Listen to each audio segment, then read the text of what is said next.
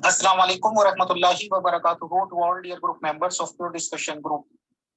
हम आज अपने प्योर डिस्कशन ग्रुप में एक बार फिर से मोहतरमा अतिया गफ्फार साहिबा का पुरखुलूस इस्तकबाल करते हैं प्योर डिस्कशन ग्रुप में, और उनसे उन्हीं के लाइफ में बीती हुई आप बीती को जानना चाहते हैं कि आखिर उनकी लाइफ के साथ हुआ क्या क्या है, कैसे कैसे उनकी लाइफ की शुरुआत हुई, किस धर्म में हुई, किस रिलीजन में हुई, और मजहब इस्लाम में अगर है तो किस फिरके में। जो जो कुछ भी वो बताना चाहेंगे तो इस रिगार्डिंग हम उनका पुरखुलूस इस्तकबाल करते हैं प्योर डिस्कशन ग्रुप में, उनको वेलकम कहते हैं। आइए अतिया मैम, शुक्रिया, जज़ाकल्लाह। अतिया मैम, सबसे पहला सवाल आज आपसे ये है कि आप अपना नाम, अपनी एज, नियर अबाउट, कहाँ पे आपकी पैदाइश है, किस मुल्क में है, किस मुल्क की किस जगह, और किस धर्म किस फिरके में आपने पैदाइश ली, और आपकी तालीमी एजुकेशन क्या है, दुनियावी एजुकेशन क्या, दीन की एजुकेशन क्या, और इस रिगार्डिंग जो जो कुछ भी आप कंफर्टेबली बताना चाहें वो सवाल आप पर हैं, और जो सवालों के जवाब आप ना देना चाहें तो it is up to you. जितनी बातें आप कंफर्टेबली बता सकती हैं तो बताएं। पहला सवाल। शुक्रिया, जज़ाकल्लाह। वालेकुम अस्सलाम वरहमतुल्लाहि वबरकातुहू। मेरा नाम अतिया गफ्फार है और मैं आज़ाद कश्मीर मुजफ्फराबाद के इलाके से रहने वाली हूँ, और मेरी उम्र तकरीबन 40 साल से ऊपर है, मतलब 45 और 40 के बीच है। लेकिन मेरी ज़्यादातर जिंदगी जो है वो कादियानी जमात में गुजरी है। तकरीबन 5-6 साल पहले मैंने जमात छोड़ने का फैसला किया और 3 साल पहले मैंने ऐलान किया। तो इस बारे में अगर आप इससे और कुछ जानना चाहते हैं तो आप प्लीज मुझे बताएं ताकि मैं आगे आपको बताऊं। मेरी पैदाइश जो है वो एक कादियानी घराने में हुई थी। मेरे वालिद साहब इंडिया के रहने वाले और मेरी वालिदा पाकिस्तान में पैदा हुई थी। तो मेरे वालिद साहब की पहले भी शादी हुई थी इंडिया में, जिसमें से उनके 2 बच्चे थे, लेकिन वो बदनसीबी से इस जमात के हाथों दोनों बच्चे फौत हो गए।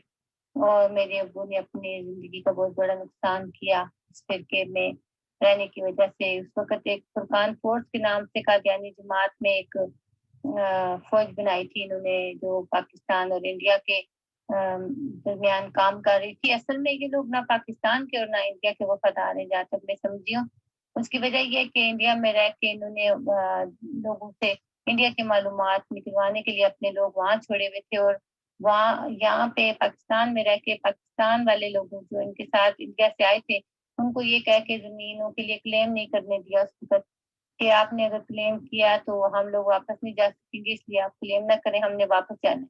और बहुत सारे लोगों ने क्लेम नहीं किया जमात के अकॉर्डिंग, बट जो जमात के जो करता धरता थे खुलफा वगैरह जो इनकी इस वक्त सो कॉल्ड, इन सब ने अपने लिए इस वक्त भी जो है क्लेम किया। और इन्होंने पाकिस्तान और इंडिया दोनों में जमात तो बनाई है, लेकिन मतलब अपनी जायदादें बनाई। अतिया मैम, कल भी आपका प्योर डिस्कशन ग्रुप में एक नशिस्त हुई थी, तो आपके प्रोग्राम के बाद 1-2 मेंबर्स ने कुछ सवाल किए थे। हालांकि 1-2 सवाल तो मुझे बिल्कुल इररेलेवेंट और गैर जरूरी लगे, क्योंकि जाहिर सी बात है रेफ्यूजी का मतलब यह है कि दूसरे देश में जाके कुछ परेशानियां हो जाना। तो कुछ एक मेंबर्स ने ऐसा सवाल लिखा था कमेंट करके आपको, क्योंकि आप चले गए थे, कि आप आखिर श्रीलंका में गए थे क्यों। हम जैसे कम इल्म मेंबर की तो ये समझ में आ जाता है कि चाहे वो लेडी हैं चाहे जेंट्स हैं, कोई भी है, तो अच्छे मुस्तकबिल और बेटर फ्यूचर या काम की तलाश में कि ज्यादा इनकम हो तो ही अपना देश छोड़ता होगा।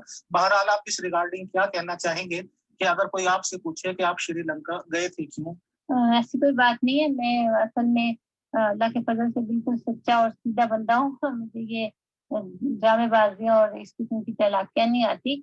ये पाकिस्तान से आपको पता है, ये जो खास तौर पे कादियानी जमात के लोग जो करते हैं प्रोग्राम, इनमें ना तो अपनी उम्र बताते हैं, ना अपने बाप का नाम, ना अपना नाम। तो ये इस तरह की ये फराडियां होती हैं, ठीक है ना। तो हम लोग तो सीधे सच्चे हैं और हम सिर्फ आगाह करना चाहते हैं अपने, जैसे अपने सगे बहन भाइयों को, अपने रिश्तेदारों को, ये जमात ठीक लोगों की नहीं है, इससे किनारा कशी इख्तियार करें। और हम किसी से छुप के तो ये काम नहीं करना चाहते, और ना ही हम कोई चोरी कर रहे हैं, कोई झूठ बोल रहे हैं जो हम कोई छुप के करें। तो जो लोग चोरी छुपे काम करते हैं, आपको पता है, वो अपने नाम भी नहीं बताते और ہمیشہ ان سے لوگ ان کی کتنی بےزتی کرتے ہیں کہ اپنا نام تو کم از کم سچ بتا دو، اپنا باپ تو بتا دو، لیکن نہیں بتاتے. تو ایسی کوئی بات نہیں، اگر آپ نے مجھ سے عمر کا پوچھا یا نام کا، ایسی کوئی بات نہیں. ہاں جی، میں جو سری لنکا گئی تھی، میرا تو ایک بہت بڑا مسئلہ تھا. کئی سالوں سے میری جو پہلی شادی ہوئی تھی وہ ایک دوسرے فرقے کے بندے سے ہوئی تھی، اور وہ مطلب مسلمان تھا بیسیکلی. تو لیکن کیونکہ ہمارے جو قادیانی لوگ ہیں، یہ آپ کو پتہ ہے کہ اجازت نہیں دیتے کہ ہم ان کے ساتھ رہیں. اور جب میری شادی ہوئی اس وقت جو میرے بڑے بہنوئی اور میری بڑی بہن ہے، ان لوگوں نے مل کے اس کے ساتھ میری شادی کروائی تھی. وہ میرے ماموں کا بیٹا تھا، لیکن وہ یہ اس فرقے سے نہیں تھا، جس کی وجہ سے ان لوگوں نے اس بات کو میرے اسپیشلی میری ماں نے اور بھائیوں نے دل میں رکھا کہ اس نے کیوں مطلب اس بندے کے لیے حامی پڑی اور کیوں اس کے ساتھ شادی کی ہے، جبکہ یہ مسلمان ہے، یہ ہمارے فرقے سے نہیں ہے، ایون کہ وہ ہمارے رشتے دار تھا اس کے باوجود بھی. تو بعد میں کچھ عرصہ شادی کے بعد میرے 2 بچے تھے. جب میری تقریباً 23 سال عمر تھی تو میری اس بندے سے طلاق ہو گئی. طلاق بھی ابھی نہیں ہوئی تھی، مطلب میں ناراض ہو کے آئی تھی کیونکہ وہ کسی اور سے شادی کرنا چاہتا تھا، اور یہ بات مجھے اس وقت قبول نہیں تھی، اس لیے کہ وہ میری ذمہ داریاں بھی پورے طریقے سے نبھا نہیں رہا تھا، اور گھر میں بہت سے مسائل تھے جس کی وجہ سے مجھے لگتا تھا کہ یہ اگر وہ شادی کر لے گا تو میرے لیے مسائل بڑھ جائیں گے. تو میں نے اسے اجازت نہیں دی تھی. تو بہرحال میں ناراض ہو کے اپنے ماں باپ کے گھر آئی، اور امی وغیرہ نے جو میرے بھائی ہیں ان سب نے اس کا بھرپور فائدہ اٹھایا، اور وہ کہتے ہیں کہ گرتی ہوئی دیوار کو ایک دھکا اور دیا اور پوری طرح سے مجھے جو ہے نا اپنے قبضے میں کر لیا، اور میرے بچے بھی مجھ سے چھین لیے. اور ان سب کی ملی بھگت سے جو ہے نا میری دوسری شادی ایک ایسے آدمی سے کروائی جو مجھ سے تقریباً 45 سال بڑا تھا، اور اس کے 5 بچے تھے، بیوی تھی، ماں باپ تھے، اس سے میری کوئی ضرورت نہیں تھی. لیکن اللہ جانے کہ ان لوگوں نے ان سے پیسے لیے تھے یا کیا بات تھی جو انہوں نے اس کے ساتھ میری زبردستی شادی کروائی. اور بعد میں مجھے پتا چلا کہ مطلب جو میرا جو پہلا ہسبینڈ تھا اس نے طلاق بھی ایون کے نہیں بھیجی تھی. وہ طلاق عدالت کے مطابق طلاق نہیں تھی، اور وہ جسٹ فارمیلٹی تھی کیونکہ میرے بھائی نے کہیں پریشرائز اسے کیا تھا کہ تم طلاق بھیجو، تو اس نے وہ بھیجا ایک کاغذ. تو بہرحال یہ ایک لمبی کہانی ہے. اس کے بعد میرے بھائی نے میری زبردستی اس بندے سے شادی کروا دی جسے میری ضرورت نہیں تھی، اور اس نے اپنا علاج کروایا ہوا تھا کہ اس کے گھر اور بچے نہ ہو، اس کے بچوں کی ضرورت نہیں تھی. اور میری گھر والوں نے یہ مجھ سے وعدہ کیا تھا کہ تم اس کی شادی کر لو تو ہم تمہیں تمہارے بچے پہلے والے جو ہے وہ لے دیں گے، اور پھر تم اچھی زندگی گزارنا. تو میں نے سوچا کہ چلو اگر میرے بچے مجھے لے دیں گے تو پھر مجھے اگر کسی کالج میں سے بھی شادی کروائیں تو میں کر لوں، لیکن میں اپنے بچے کسی طریقے سے پالوں. لیکن وہ میرا بچہ کیونکہ 2 سال کا تھا اور میری بیٹی صرف 8 مہینے کی تھی جب مجھ سے چھینی تھی، تو میں اس لیے بہت زیادہ دکھی تھی، اور میرے کچھ سمجھ نہیں آ رہا تھا کہ میں کیا کروں. میں نہ تو میرے پاس اپنا مکان تھا، نہ کوئی پیسے تھے، نہ کوئی زمین جائیداد تھی، نہ ماں کی طرف سے کبھی کوئی حصہ ملا، نہ باپ کی طرف سے ملا، نہ خاوند نے کچھ دے کے گھر سے نکالا. تو ایسی صورتحال میں میرے پاس صرف یہی تھا کہ میں اس بندے سے اگر اس کے ساتھ رہوں تو میں اپنے بچے لے لوں. لیکن یہ بعد میں مجھے اس دن ایک آقا کے غلام پروگرام میں جب ہم نے اس بات کو ڈسکس کیا تھا، جو شمس الدین کے پروگرام، شمس الدین بھائی کے پروگرام میں بھی، تو اس کے بعد میرے بھائی نے آ کے جلیلہ صاحب ایک قادیانی کے کوئی آدمی ہے، مجھے نہیں پتا ان کا صحیح نام کیا، وہ کبھی بھی اپنی کوئی بھی صحیح پہچان نہیں بتاتے. ان کے پروگرام میں میرے بھائی نے آ کے خود یہ تسلیم کیا کہ انہوں نے میرا نکاح پڑوایا تھا، جبکہ یہ ایک گناہ ہے، ظلم ہے. اور اس کے باوجود بھی کسی کے کان پہ جوں تک نہیں رہی کہ آپ بڑے بھائی تھے، آپ کو کیا اختیار تھا کہ آپ کسی عورت کے نکاح پہ نکاح کرواتے، آپ اس کے بچے نہ اسے لے کے دیتے، آپ بھائی ہونے کا کوئی فرض ادا نہ کرتے اور ایک ایسے بندے کے پلے اس کو ڈال دیتے جسے اس کی ضرورت نہیں تھی، اور نہ ہی وہ اور بچے چاہتا تھا، نہ اس کو مجھ سے کوئی دلچسپی تھی، نہ اسے شادی کی ضرورت تھی. تو اس سے تو صرف اپنے ماں باپ بزرگ تھے، ان کے لیے کسی نوکرانی کی ضرورت تھی. بہرحال زندگی بہت زیادہ زندگی میں سروائیو کیا. آج 19 سال سے زیادہ عرصہ گزر چکا ہے، میں نے اپنے اولاد کو دوبارہ نہیں دیکھا، اور یہ سب چیزیں اس کے بعد بھی کافی کچھ ہوا. جس سے میں مجبور آ کے تو میں سری لنکا آ گئی تھی. میرے بھائی چھوٹے نے مجھے مشورہ دیا تھا کہ تم یہاں پہ رہو گی تو تمہارے مسائل کبھی ختم نہیں ہوں گے, تم یہاں سے چلی جاؤ. تو بہت کچھ ایسا ہوا تھا جس کی وجہ سے میں وہاں سے نکلنے پہ مجبور ہو گئی تھی. اور یہ سب کچھ میں نے UNCR میں بھی بتایا ہے کہ میرے ساتھ یہ سب کچھ بیتا, اور اللہ کا شکر ہے کہ میں کوئی جھوٹ بول کے یہاں تک نہیں آئی ہوں. جو سب کچھ میرے ساتھ حقیقت میں ہوا تھا میں نے وہ سب بیان کیا. اور مجھ سے جھوٹ اللہ کے فضل سے بولا بھی نہیں جاتا ہے. میں اگر کوئی جھوٹ بولوں گی تو ظاہر ہے کہ مجھے وہ دوسرے دن تیسرے دن بولا بھی ہوگا. تو مجھے آپ دوبارہ جب پوچھیں گے مجھے پتہ ہی نہیں ہوگا میں نے پہلے کیا بتایا تھا. تو شکر ہے اللہ کا کہ میں اس طرح کے جھوٹ بے ایمانیاں کر نہیں سکتی ہوں. جب میری دوسری شادی ہوئی تھی تو 3 سال میں اس انسان کے ساتھ رہی. پھر میں نے جب اس کے ماں باپ فوت ہو گئے تو مجھے پکا پتہ چلا کہ وہاں پہ میری عزت محفوظ نہیں تھی. وہ لوگ شراب پیتے تھے.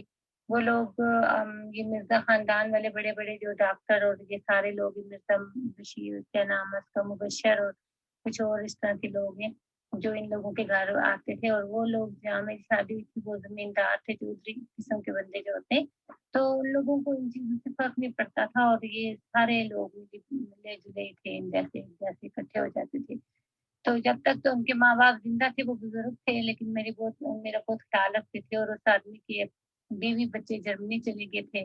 تو پھر مجھے ایسا لگا تھا کہ میں بالکل اکیلی اس گھر میں مزید نہیں رہ سکتی ہوں, اور یہاں پہ میری عزت بھی محفوظ نہیں ہے. اگر میں کچھ عرصہ اور رہی یا تو میں ان لوگوں جیسے ہو جاؤں گی, اور یا پھر میں خودکشی کروں گی. میرے پاس 2 ہی راستے تھے. تب میں نے گندم کی گولیاں بھی خرید کے رکھی تھی اپنی جیب میں, اور میں نے قسم کھائی تھی, اللہ سے دعا بھی کی کہ اگر شام کو 5 بجے تک اگر مجھے آج کسی نے لینے کوئی نہ آیا یہاں سے تو میں یہ گولیاں کھا لوں گی. اور میں تجھے بتا رہی ہوں کہ تو میری مدد کر, اس سے پہلے کہ میں کوئی ایسا حرام کام کروں جو تجھے ناپسند ہے.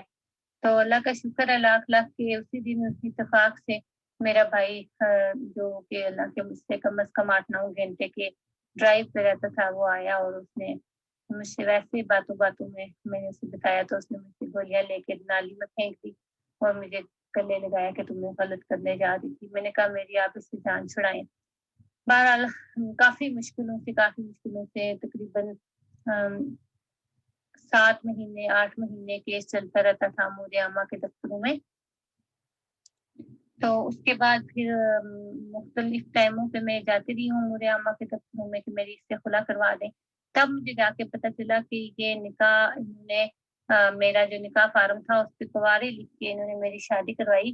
اور اسی وجہ سے وہ نکاح فارم اب یہ مجھے دکھا نہیں رہے. اور یہ شادی کیونکہ نہ تو رجسٹر ہوئی ہے اور نہ ہی کوئی قانونی شادی کا کوئی معیار ہے, اسی وجہ سے یہ لوگ مجھے یہ کھلا دینے سے گریز کر رہے ہیں. کیونکہ یہ کام دفتر میں جب جاتا ہے تو ظاہر ہے کہ دفتروں میں اور باقی عہدیداروں کو پتہ چلے گا. تو جن عہدیداروں نے مل کے یہ نکاح کروایا تھا, یہ شیطانی کی تھی, اب وہ لوگ بے نقاب ہوں گے اور ان لوگوں کے لیے مسئلے پیدا ہو جائیں گے, یا پھر ان کا یہ تھا کہ ان کا اخراج ہو جاتا.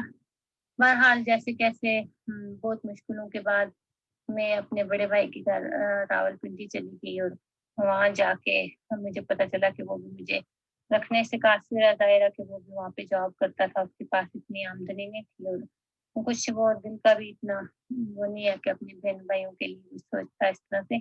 تو اس نے مجھے یہ کہا کہ میں تمہیں افورڈ نہیں کر سکتا ہوں, ہمارے باپ کو کیا ضرورت تھی اتنی بیٹیاں پیدا کر کے ہمارے سر پہ چھوڑ کے چلا گیا. تو بہت مطلب میں کوئی تم لوگوں کا ذمہ دار نہیں ہوں, میں نے نہیں پیدا کی ہے تو میرے ساتھ پہ کیوں آ جاتے ہو. میں نے کہا تو پھر کہاں جائیں, یا تو خامد کا گھر ہوتا ہے یا ماں باپ کا. تو ماں میری تو کینیڈا میں, باپ فوت ہو گیا, تو پھر آپ ہی بچتے ہیں جو میرا جائز وارث ہے, آپ کے پاس ہی آنا ہوتا ہے, اور کہاں جائے انسان. تو بہرحال وہ ایک الگ تکلیف کہانی ہے کہ میرے بھائی نے پھر مجھے جو ہے نا کچھ دن اپنے پاس رکھا. اور اس کے بعد اس نے مجھے ایک رات کو میری امی سے بات کر رہا تھا تو اسی طرح کی باتیں کر رہا تھا غلط. تو مجھے بہت دکھ ہوا. میں نے کہا بھائی جان آپ ایسی باتیں کیوں کر رہے تھے امی کے ساتھ, آپ کو یہ نہیں کرنا چاہیے. آپ کو جو بات جن باتوں کا کوئی جواز نہیں ہے وہ آپ کیوں کر رہے. ان کا یہ مقصد تھا کہ میں یہ طلاق نہ لوں, میں اسی بندے کے ساتھ جیسے بھی ہے بس جڑی رہوں, تاکہ یہ کیونکہ میرا بھائی بھی اور صدر محلہ بھی اور مربی بھی اس نکاح میں شامل تھا, تو وہ ان لوگوں کو بے نقاب نہیں کرنا چاہتا تھا. تو اسی لیے میرے بھائی نے مجھے مارا، اتنا مارا کہ رات کو 1 بجے مجھے مار کے گھر سے نکال دیا، اور مجھے 6 دن تک جو ہے نا انجیکشن لگتے رہے، اور ہاسپٹل میں یہ بتایا کہ میں گر گئی ہوں۔ تو ایسے کر کے جو ہے میری خالہ پھر مجھے اپنے گھر لے کے گئی، اور خالہ کا ایک بیٹا تھا جس کی کہیں بھی شادی نہیں ہو رہی تھی، اور وہ مطلب خاندان میں بھی ایسے آپ سمجھ لیں کہ مالی لحاظ سے بھی اور باقی بھی جو ہوتے ہیں تعلیم کے لحاظ سے بھی اور باقی تربیت کے لحاظ سے بھی بہت زیادہ ویک تھا، اور وہ نشہ وشا بھی کرتا تھا، اور اسی وجہ سے انہوں نے مجھے کہنے لگے کہ ہم اس کے ساتھ تمہارا رشتہ کریں گے۔ یہ وہی لڑکا تھا جس کو میرے بھائی نے یہ بولا تھا کہ اگر یہ وزیر اعظم بن جائے تب بھی میں اس کو اپنی بہن کا رشتہ نہیں دوں گا۔ تو لیکن حالات اور وقت ایسے آئے کہ وہاں پہ مجھے ان کے گھر رہنا پڑا، اور پھر امی نے اور میری خالہ نے ان لوگوں نے مل کے مجھ پہ دباؤ بھی ڈالا کہ تم مجھ سے کر لو شادی، دیکھو تمہاری خالہ کتنی اچھی ہیں، تمہارے 2 بچے بھی ہیں، 2 دفعہ تمہاری طلاق ہو گئی ہے، پھر بھی خالہ تم سے جو ہے نا شادی کروانا چاہتی ہیں اپنے بیٹے کی، تمہاری ہمدرد ہے۔ لیکن خالہ اصل میں میری ہمدرد نہیں تھی، وہ صرف کینیڈا میں میرے بھائی وغیرہ تھے اور ان کے پیسوں پہ اور ان چیزوں پہ ان کی نظر تھی کہ ہمیں اس لڑکی کے بہانے بہت کچھ مل جائے گا، تو ہم اسے ہمدردی کا انہوں نے ایک ڈھونگ یعنی کہ رچایا تھا۔ بہرحال جو دوسری طلاق ہوئی تھی میری، وہ پھر محلے کے صدر صاحب نے ختم کروایا تھا مسئلہ، کیونکہ جماعت والے قاصر تھے وہ طلاق کروانے میں، کیونکہ وہ نے کہا انہوں نے صحیح نہیں کیا تھا، اس کی طلاق کو کروانے کا وہ کر نہیں سکتے تھے، کچھ بھی نہیں کر پا رہے تھے۔ جی آپ کوشچن کریں۔ اصل میں یہ اس طرح کی جب بات کرتی ہوں تو میری طبیعت بہت خراب ہو جاتی ہے، میں کوشش کرتی ہوں کہ میں بہت مختصر اس طرح کی باتوں کا جواب دوں، کیونکہ میں یہ سب دہرانا نہیں چاہتی ہوں۔ میں جب بھی آپ نے ابھی محسوس کیا ہوگا میرا سانس بہت زیادہ تیز ہو جاتا ہے جب میں یہ باتیں کرتی ہوں، تو مجھے بہت تکلیف ہوتی ہے، اور میں اگلی مطلب کوئی بات کرنے کی پوزیشن میں نہیں رہتی۔ اس لیے آپ اگر کوئی بات کرنا چاہتے ہیں اور تو آپ مجھے پوچھ سکتے ہیں، پھر میں وقفے سے جب بتاؤں گی تو میں نارمل رہوں گی۔ شکریہ آپ کا بہت۔ عطیہ غفار میم، یہاں پہ میرے 2 کوشچنز ارائز ہو رہے ہیں۔ آپ نے یہ بتایا کہ آپ کی پیدائش قادیانی گھرانے میں ہے، آپ کی باتوں سے میری سمجھ میں آیا کہ شاید آپ کے فادر بھی شاید پیدائشی قادیانی ہوں گے، اور یہ بھی آپ نے بتایا کہ وہ بیسیکلی انڈین ہیں، یعنی کہ ہندوستان کی پیدائش۔ تو آپ کے فادر نے ظاہر سی بات ہے گھر میں بچوں کے درمیان باتیں ہوتی ہیں، تو انہوں نے انڈیا کے ریگارڈنگ کیا بتایا کہ انڈیا میں قادیانیت کیسے پھلتی پھولتی ہے یا کتنی تعداد ہے؟ بھلے ہی اب سے 50-60 سال پہلے کی انہوں نے بات چیت کی ہوگی یا جو انہیں معلومات ہوگی، اور انڈیا میں کیا فیوچر انہوں نے بتایا تھا قادیانیت کا، کتنی تعداد بتائی تھی، ایک یہ سوال۔ پلس ایک سوال یہ بھی ہے کہ آپ نے اپنی بات چیت میں، کیونکہ آپ اپنے فلوئنٹ طریقے سے بات چیت کر رہی ہیں، اپنے آپ کو یا اپنے گھرانے کو قادیانی گردانا، اور اگر آپ کی شادی وغیرہ ہوئی غیر قادیانوں میں تو ان کو آپ نے مسلمان بولا۔ تو آخر آپ کیا مانتی ہیں بچپن سے اب تک یا آج کی لائف میں آپ کا کیا کہنا ہے؟ کیا آپ مسلمان اور قادیانی الگ الگ ورڈ بولیں گے اور یہ کہیں گے کہ قادیانی ایک ڈفرینٹ مخلوق ہے اور مسلمان ایک ڈفرینٹ مخلوق، یا آپ کیا مانیں گے؟ بتائیں۔ شکریہ۔ ہاں جی، میں نے آپ کو بتایا کہ میرے والد صاحب جو ہیں وہ انڈیا سے تھے، وہ صرف مقبوضہ کشمیر سے تھے، آسنور ان کے گاؤں کا نام تھا، اور وہ بتاتے تھے کہ وہ بھی انڈیا سے مطلب وہ کوئی جاسوسی کرتے تھے فرقان فورس کے لیے، اور وہ فرقان فورس جو ہے وہ پاکستان کے غداری کے لیے قادیانی جماعت نے بنائی تھی، اور اس میں کچھ انڈیا کی رپورٹیں انہیں اللہ جانے کیوں چاہیے تھی، بہرحال اس میں وہ کام کرتے تھے۔ تو اسی وجہ سے وہ جب انڈیا میں پکڑے گئے تھے تو پھر انہیں ملک بدر کی سزا ہو گئی تھی، انڈیا نے نکال دیا تھا انہیں۔ تو دوسرا جو آپ نے پوچھا کہ کیا پوچھا تھا آپ نے، سوری میں بھول، ہاں جی آپ نے پوچھا تھا کہ وہاں پہ تعداد کتنی تھی، یہ مجھے نہیں پتا کہ وہاں پہ تعداد کتنی تھی، اور یہ بھی نہیں مجھے پتا کہ مطلب یہ نہیں کبھی ابو نے بتایا ہمیں کہ تعداد وغیرہ کے بارے میں، بس یہ کہتے تھے بس بہت سچے ہوں گے، اور وہ تو میں نے جو مسلمان پہلے میاں اپنے کو بولا وہ اس لیے کہ وہ مسلمان تھے، مطلب وہ ہمارے ریلیٹیوز ہیں، میری امی کے بھائی کا بیٹا تھا، سگا بھائی نہیں، امی کا کزن تھا، امی کے کزن کا فرسٹ کزن کا بیٹا تھا، لیکن وہ مسلمان فیملی سے ہیں، وہ ان لوگوں نے قادیانیت کو نہیں قبول کیا۔ اصل میں مسلمانوں اور قادیانیوں میں فرق ہے نا، بہت بڑا فرق ہے۔ وہ فرق یہ ہے کہ محمد رسول اللہ صلی اللہ علیہ وسلم کو مسلمان آخری نبی مانتے اور انہوں نے ایک محمد اپنے پاس سے گھڑ کے کھڑا کر دیا. اب یہ ایسی ہے کہ جیسے میں کہنے لگ جاؤں کہ نہیں جی یہ امیر فیصل بھائی نہیں ہے یا یہ اجالا میم نے یہ میں ہوں. تو یہ اس قسم کی انہوں نے جو کیا ہوا ہے کسی کا نام یوز کر کے اور ایک دھاندلی اور ایک وہ کیا کہتے ہیں چیٹنگ مکاری کی ہے. اس مکاری کے اندر رہ کے میں ان کو مسلمان نہیں سمجھتی اور کسی بھی طور ایسے لوگ مسلمان نہیں ہوتے جو اللہ اور اس کے رسول کے ساتھ اس قسم کی سرکاریاں کریں اور جو لوگ ان پہ ایمان لائیں اور ان کی پشت پناہی کریں جنتوں کی صورت میں یا اپنی جو یہ لوگ جب اجلاسوں میں کھڑے ہوتے ہیں تو اس میں کہتے ہیں کہ ہم اپنی جان مال وقت اور اولاد قربان کر دیں گے جی جماعت کے خاطر. تو میں نہیں سمجھتی کہ جو لوگ اللہ اور اس کے رسول کو چھوڑ کے ایسی گندی جماعتوں کے لیے اپنی اولادیں قربان کرتے ہیں وہ لوگ کسی بھی طور سے مسلمان تو دور کی بات ہے. میں سمجھتی ہوں کہ ان کا تعلق کسی بھی مذہب سے نہیں ہے. مذہب کوئی بھی ہو آپ کو اس قسم کی رسوائی کرنے کی اجازت نہیں دیتا. اس قسم کی تکلیفیں اپنے رشتوں کو دینے کی اجازت نہیں دیتا. جبکہ یہ لوگ ایک لمحہ نہیں لگاتے ماں سے بچے چھیننے میں اپنی اولاد کو چھوڑنے میں. اب آپ دیکھیں کہ پہلے انہوں نے مجھے میرے بچوں سے آزمایا. میرے بچے مجھ سے آج 19 سال سے نہیں ملے. اب یہ میں نے جب جماعت چھوڑ دی تو اب یہ سارے میرے بھائی بہن جو مجھ سے چھین لیے. اب جماعت کا پریشر ہے ان کے اوپر کہ اگر وہ مجھ سے بات کریں گے تو ان کا اخراج ہو جائے گا. تو میں نہیں سمجھتی کہ یہ لوگ مسلمان ہیں. ایسے لوگ مسلمان کبھی نہیں ہو سکتے. مسلمان نے تو صلح رحمی کا اور رشتوں کو جوڑنے کا حکم دیا. کسی جگہ پہ رشتے توڑنے کا حکم نہیں دیا. خاص طور پہ مذہب کے نام پہ کبھی بھی نہیں دیا. جی اگر آپ کے پاس اب کوئی کوشچن ہے تو آپ کر لیں. جی عطیہ میم آج تک کی جتنی باتیں میں نے سنی ڈفرینٹ لوگوں سے بات چیت ہوتی رہتی ہے تو جو لوگ بھی ہمارے یہاں ایسا دعویٰ کرتے ہیں کہ انہوں نے جماعت کو چھوڑا تو احمدی جماعت سے جب ہم دیکھتے ہیں اس کی طرف وہاں سے فوراً اس طرح کی باتیں آتی ہیں یا وہ پہلے ہی شروع ہو جاتے ہیں کہ انہوں نے نہیں چھوڑا بلکہ ہم نے ان کا اخراج کیا. اور یہ باتیں بھی میری جانکاری میں ہے کہ اگر احمدی جماعت کسی کا بھی اخراج کر دیتی ہے تو میری جانکاری میں یہ بات ہے کہ جو لیڈیز ہیں جیسے آپ بھی ماشاءاللہ لیڈیز میں سے ہیں تو قادیانی لیڈیز کو لجنا بولا جاتا ہے. اور میرے جیسا نیوٹرل بندہ یا ہندو کی پیدائش تو یہ کہے گا کہ ان کو الجھا دیا جاتا ہے کہ جیسے ہمارے یہاں کٹی پارٹیز وغیرہ بولی جاتی ہے پاکستان میں پتہ نہیں کیا بولتے ہوں گے کہ ان کی لیڈیز تنظیموں میں بس یہ پروگرام ہوتے رہتے ہیں. آج یہ پروگرام ہے آج یہ ہے. تو ظاہر سی بات ہے کہ لیڈیز کو خدا تعالیٰ نے اس طرح کی فطرت دی ہے کہ وہ سجیں سنوریں اور ظاہر سی بات ہے کہ جب محفل میں جائیں تو ایک میٹنگ میں جائیں گے تو ایک دوسرے سے ملاقاتیں ہوں ان چیزوں میں وہ لگے رہتے ہیں. اور میری جانکاری میں یہ بات بھی آئی ہے کہ پاکستان لجنا کی جو ہیڈ ہیں وہ مرزا مسرور صاحب خلیفہ جو کی سگی بہن ہیں اور وہی کافی سالوں سے چلی آ رہی ہیں. اور ایک نام چارے کا الیکشن ہوتا ہے. ایک بار کوئی اور منتخب ہو گئی تھی تو خلیفہ مسرور صاحب نے اس میں دخل کر کے اس کو کلعدم کر دیا تھا الیکشن کو اور یہ کہا تھا کہ ان کی بہن ہی بنی رہیں گی. اس ریگارڈنگ آپ کیا کہنا چاہیں گی بتائیں. شکریہ. اس میں سوال میرا یہ تھا وہ میں نے دیکھا کہ رہ گیا کہ آپ نے جب چھوڑی ہے تو آپ کا کیا ہوا تمام قادیانیز لیڈیز سے اور رشتہ داروں سے جو بھی آپ کے ہوں گے واسطہ مطلب کٹوا دیا گیا ہوگا یا کٹ گیا ہوگا کنیکشن یا کیا کیا آپ کے ساتھ رہا سماجک وے میں بتائیں. شکریہ.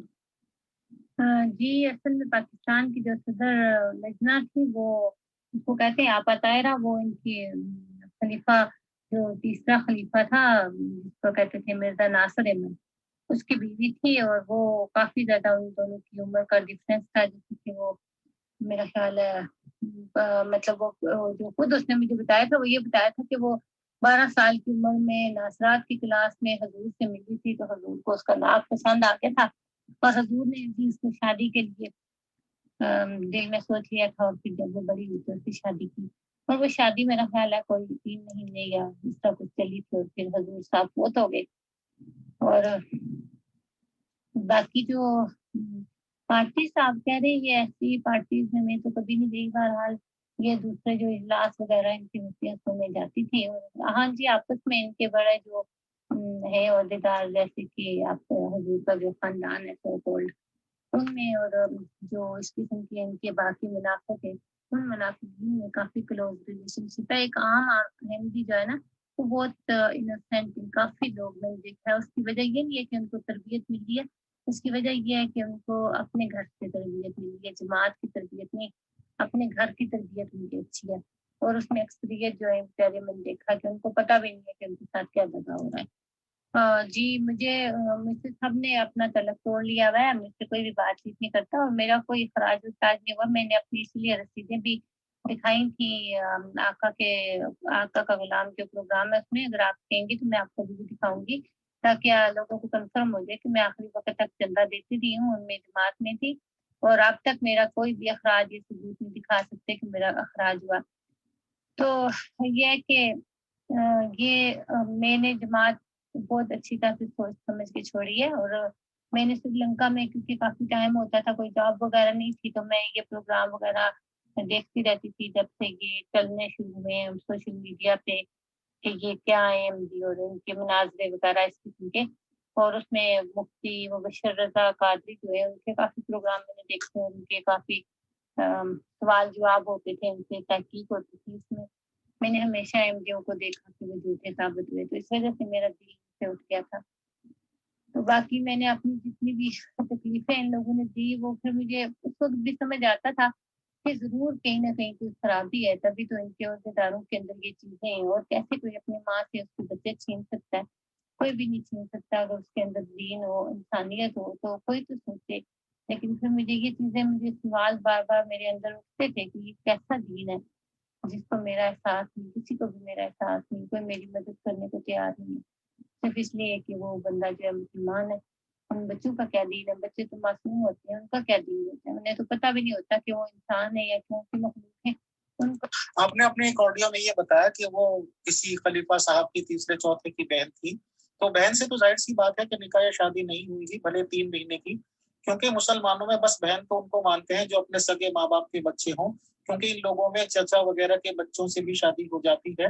تو کیا وہ چچا تایا کی بیٹی تھی یا کیا رشتہ تھا؟ یہ پلیز اوپن کریں. جی السلام علیکم. اچھا جی، مجھے کسی نے بتایا تھا کہ آپا طاہرہ صاحبہ جو ہیں وہ جو ربوہ کی لجنہ ہے اس کی ہیڈ ہیں، اور آپا کوسی جو ہیں وہ جو مرزا مسنون صاحب کی بہن ہیں، اور امتن قدوس صاحبہ ان کا نام ہے، وہ آپا کوسی کہلاتی ہیں. وہ پورے پاکستان کی جو لجنہ ہے وہ اس کی ہیڈ ہیں. کچھ اس طرح کی بات بتائی تھی. کیا یہ بات غلط ہے؟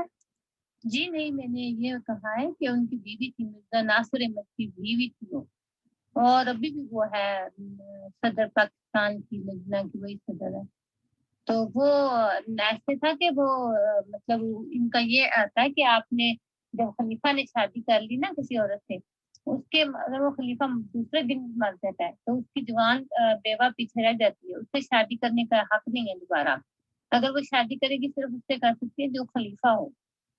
اور اگر کوئی خلیفہ شادی کرنے کے لیے ایگری نہیں ہے یا اس کی بیوی نہیں اس سے کرنے دیتی، جیسے کہ اس کے بعد مرزا طاہر احمد آیا، مرزا مسرور ہے، ان لوگوں کو کہا گیا کہ تم آپا طاہرہ سے شادی کر لو جی، وہ صرف خلیفہ وقت سے شادی کر سکتی ہے. لیکن ان لوگوں نے کیونکہ اس سے شادی نہیں کی، اب یہ کیوں نہیں کی؟ کچھ تو یہ کہتے کہ خلیفہ رابع جی بڑے اپنی بیوی کے وفادار تھے، انہوں نے اس لیے نہیں کی. کوئی کچھ کہتا کوئی کچھ، لیکن یہ بات نہیں ہے. بات یہ کہ یہ ان لوگوں نے تو شادی نہیں کی، لیکن وہ عورت کو ایک جوانی کی عمر میں ایک اتنے بزرگ آدمی سے شادی کروائی، اور پھر اس کے بعد وہ بندہ مر گیا اور وہ ساری عمر جو ہے بیٹھی رہی تھی اس کی یاد میں کہ وہ شادی نہیں کر سکتی. حالانکہ یہ کوئی بھی کسی جگہ بھی یہ نہیں لکھا ہوا کہ خلیفہ وقت کی شادی ہو جس عورت سے، وہ عورت بھی دوبارہ شادی نہیں کر سکتی.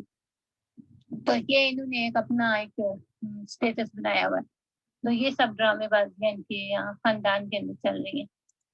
جی وہ جو بی بی کوسی جس کو کہتے ہیں، مجھے نہیں لگتا کہ وہ، اب نہیں مجھے پتا کہ کون ہے، لیکن جب میں پاکستان میں تھی تب تو مجھے یہی پتا تھا کہ آپ رہی جو ہے نا پاکستان کی وہ ہے صدر ہے.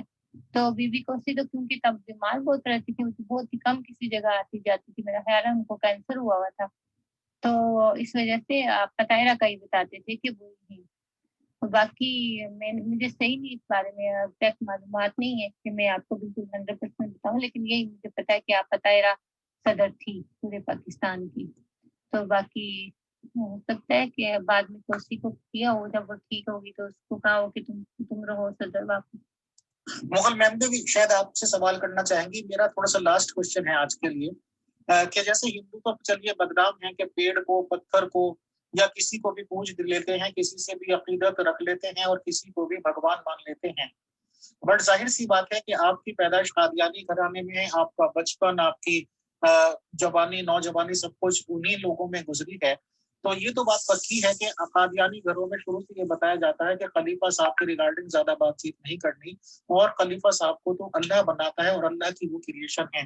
तो जाहिर सी बात है कि बहुत ही ज्यादा अकीदत होती है, या अगर जैसे हिंदुओं पे इल्जाम लगता है कि जिन लोगों की तो अंधी अकीदत है, वो होती है। और आज की तारीख में आपका अकीदा पलटा, आपका माइंड बनता, आपके जहन में चेंज आई। तो जब आपको आज ये लगता है कि शायद वो आपका अकीदा गलत था, तो उस वक्त के ख्यालात में, जो कि जब आप उनको लगभग भगवान मानते होंगे, लगभग ये मानते होंगे अल्लाह की बनाई हुई मखलूक है, और जाहिर सी बात है कि आज आपका वो ख्याल या अकीदा चकनाचूर हुआ होगा, तो उस वक्त के और आज के आपके स्टेटस ऑफ माइंड में क्या गुजरती है वो बताएं। और जब एक आदमी का अकीदा बदलता है कि किसी को बहुत बड़ा वो अवतार या देवता मानता हो, और उसके बाद नहीं, तो आदमी के दिलो दिमाग पे क्या गुजरता है, बताएं। शुक्रिया। आप देखिए कि वो आपा तायरा जो है वो रब्बा में रहती है, और ये जो मिर्जा मसरूर अहमद का साला है महमूद शाह साहब, उसके साथ के मैंने इतने नाजायज मतलब सुना है कि तलकात, और इतनी बातें मशहूर है साहब को पूरी रब्बा में। और सिर्फ एक उनके साथ नहीं, और भी बहुत से लोगों के साथ इस किस्म की बकवासात मशहूर हैं। तो ये मतलब ये बात करने का कि अगर किसी औरत को आप फुल उसको हर तरह की फैसिलिटीज हैं, कोठी उनके पास बहुत बड़ी है, कोई 20-25 उनके पास खादमाएं हैं जो सो कोल्ड एमडी खवातीन खिदमत के नाम पे वहां जाती हैं, उनके कोई पाँव दबा रही है, कोई उनको मालिश कर रही है, कोई खाना खिला रही है, कोई बाल कंघी कर रही है। तो इस किस्म की जब आप किसी औरत के लिए चीजें पैदा करेंगे कि वो शादी नहीं कर सकती और हर तरह की आज़ादी है उनके पास, तो वो जाहिर है कि हर इंसान बशर है, वो कभी ना कभी बैठ जाता है। तो ये उनके साथ बहुत ज्यादा ये मसला मंजर आम पे आ रहा है। पहले भी था, लेकिन पहले तो कह चुके थे, आप बहुत लोग इस बारे में बात करें कि वो महमूद शाह साहब के साथ उनका नाजायज तल्लुकात थे और ऐसे ऐसे। और मैं समझती हूँ कि उसके गुनहगार भी ये लोग खुद हैं जिन्होंने उसको इस हद तक पहुंचाया। कि किसने कहा है कि खलीफा की बीवी जो है वो दोबारा शादी नहीं कर सकती, गुनाह कर सकती, शादी नहीं कर सकती। ये हाँ जी, ये तो आपने बहुत अच्छा सवाल किया है फैसल भाई। असल में आप यकीन करें कि मैं बहुत बुरी तरह से टूटी हूँ इस चीज के बाद, जब मुझे ये पता चला कि ये लोग झूठे हैं और इतने बड़े मकार और इतने बड़े फराडी हैं। आप यकीन करें कि मैं बहुत ज्यादा इस बात को अच्छा समझती थी, और मैंने इसके लिए कई जगहों पे लड़ाइयाँ करनी, किसी से कभी भी नहीं डरे, क्या स्कूल में और क्या अपने मोहल्ले में, और क्या शादी के बाद भी इसी तरह कभी कोई बात होती तो मैं कहती नहीं जी फिरका सबसे अच्छा फिरका है, जी सबसे अच्छे हैं। कभी किसी को बात नहीं थी हम करने देते। इवन कि हमारे पूरे स्कूल में 800 लड़कियां थी, जिनमें सिर्फ 3 लड़कियां, 2 हम बहनें और एक मेरी खाला थी जो टीचर थी। तो हम 3 लोग जो थे कादियानी मजहब से थे, और हम तीनों ने कभी भी किसी को ये नहीं इजाजत दी कि वो हम पे हावी हो जाए, और कभी मतलब हाथ नहीं मानी। तो आज एहसास होता है, दुख होता है कि देखो हमने कितने अच्छे, कितने अजीम, कितने अजीज अपने लोग गवाए। वो लोग जो उस वक्त भी यकीन करें मुसलमान हमारी बहुत मदद करते थे, उन्हीं के स्कूलों में हमने पढ़ा, उन्हीं के पड़ोस में हमने जिंदगी गुजारी। मेरी माँ ने एक ही जगह जिंदगी के 55 ईयर गुजारे, और सिर्फ 3 घर कादियानियों के थे, बाकी सारा गाँव जो है वो मुसलमानों का था। उन मुसलमानों ने हमेशा हमारी मदद की, हमेशा हमें सपोर्ट किया, हमेशा हमारे साथ ताउन किया, हमारे साथ खड़े रहे, हमारी गुर्बत, परेशानियों, तकलीफों में हमारे साथ खड़े रहे, और हमने हमेशा उनको गलत बोला। ये बात बहुत तकलीफ से है जब आप सोचते हैं कि हमने किन लोगों के पीछे किन लोगों को गवाया।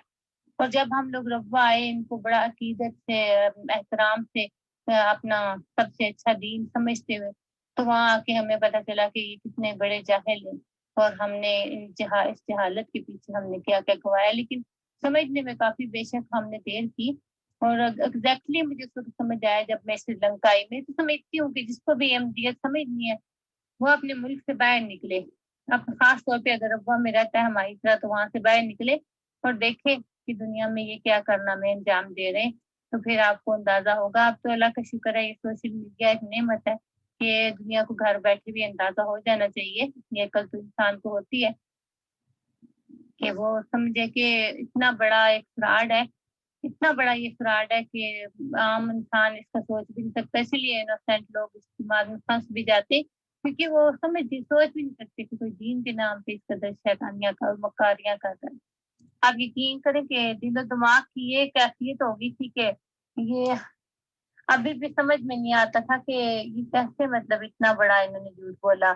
اور جب کوئی اپنا عقیدہ بدلتا ہے تو پوری طرح سے وہ ایک دفعہ خالی ہو جاتا ہے اندر سے. اسے ایسے لگتا ہے کہ اس کے کچھ بھی آپ نہیں بچا اس کے پاس. جس کو مطلب آپ ظاہر آپ سوچتے ہیں کہ آپ کا بھروسہ ٹوٹتا ہے تو آپ ٹوٹ جاتے ہیں. تو ایسے ہی یہ ہوتا ہے کہ انسان بیمار ہو جاتا ہے, ڈپریشن کا شکار ہو جاتا ہے کہ ہم لوگوں نے کن کے لیے ہم نے اتنا بھروسہ کیا اور ہمیں کتنا بڑا دھوکہ دیا گیا. پیدائش سے لے کے اب تک ہم کتنے بڑے دھوکے اور فراڈ ملے. نہیں ان کی تنخواہیں تو کوئی نہیں ہے, لیکن جو چندہ ملتا ہے نا عورتوں کا, جو لجنا کا چندہ وغیرہ اکٹھا ہوتا ہے وہ لجنا کو جا کے دیتے ہیں نا. تو اسی لیے تو یہ حضور کے خاندان کی کوئی عورت لیتی ہے تاکہ اسی خاندان کو پروموٹ کیا جائے. اگر کوئی دوسری صدر ہوگی کوئی نارمل ہمارے جیسی تو ظاہر ہے کہ وہ بیچاری تو اس طرح کی دھاندلیاں نہیں کرے گی نا. تو وہ تو کہے گی کہ جماعت کا پیسہ جماعت کے لیے لگنا چاہیے. تو اسی لیے یہ کسی اپنے کو کھڑا رکھتے ہیں تاکہ جانچ سے بھی کلیکٹ ہو کے چندہ آئے اور لاسٹ میں ان کے کسی بندے کے ہاتھ میں جانا چاہیے.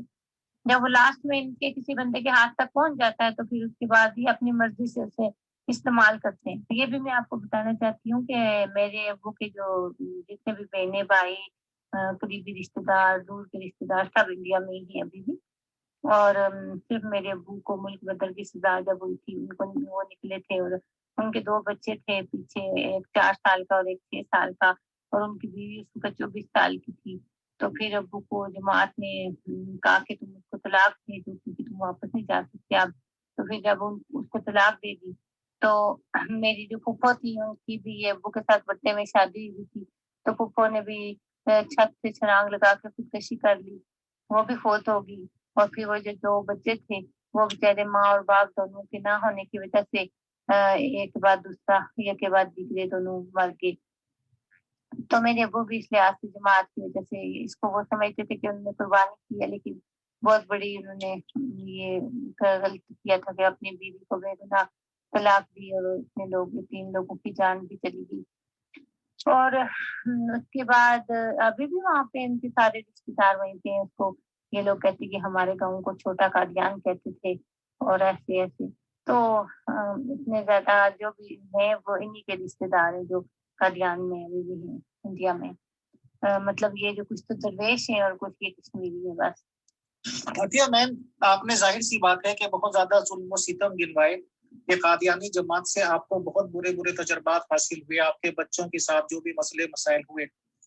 تو ظاہر سی بات ہے کہ آپ نے ان لوگوں کو چھوڑا اور جو کہ مسلمان کہلاتے ہیں, یعنی کہ جو لوگ قادیانی نہیں ہوتے یا یہ کہہ لیجیے جو مرزا صاحب کو نبی نہیں مانتے, آپ ان لوگوں میں شامل ہو گئی. تو قادیانی لوگوں کا ایک بہت ہی کیا کہتے ہیں محبوب مشغلہ, یا اردو میں میرے فرق ہو سکتا ہے, وہ سوال آٹومیٹیکلی یہ کرتے ہیں کہ چلیے جی آپ نے قادیانیت چھوڑ دی بٹ اب آپ کس فرقے میں ہیں.